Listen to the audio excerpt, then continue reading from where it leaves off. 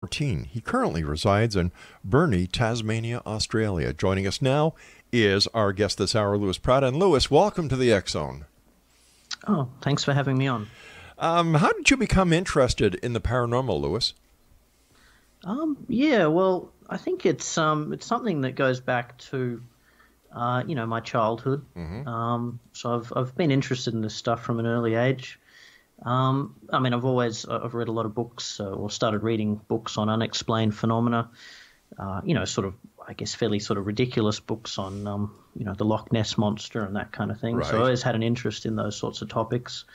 And also my father too was, there were a few sort of paranormal stories in the family, an alleged, poltergeist incident, for example, that my father experienced in his childhood. So he had some interesting stories to tell. And also I think it relates to the fact that, I grew up in Tasmania, in the forest there. So, I've always had that sort of connection to nature.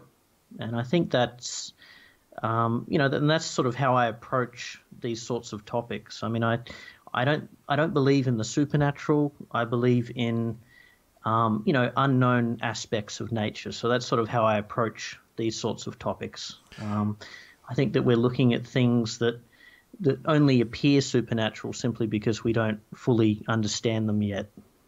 Lewis, in 2009, your book Dark Intrusions was published and released. Tell us about that book.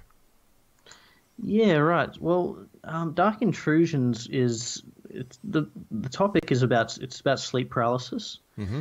And it started when I was in my early teens and late teens, early 20s. I started having quite frequent sleep paralysis episodes. And that's basically where you find yourself in a sort of twilight state of consciousness, Right.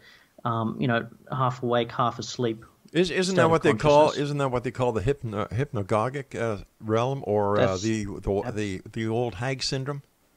Yeah, exactly. Yep. Right. So the hypnagogic realm, that's correct. So it's a very mysterious state of consciousness, and all sorts of strange things can happen when you're in that state.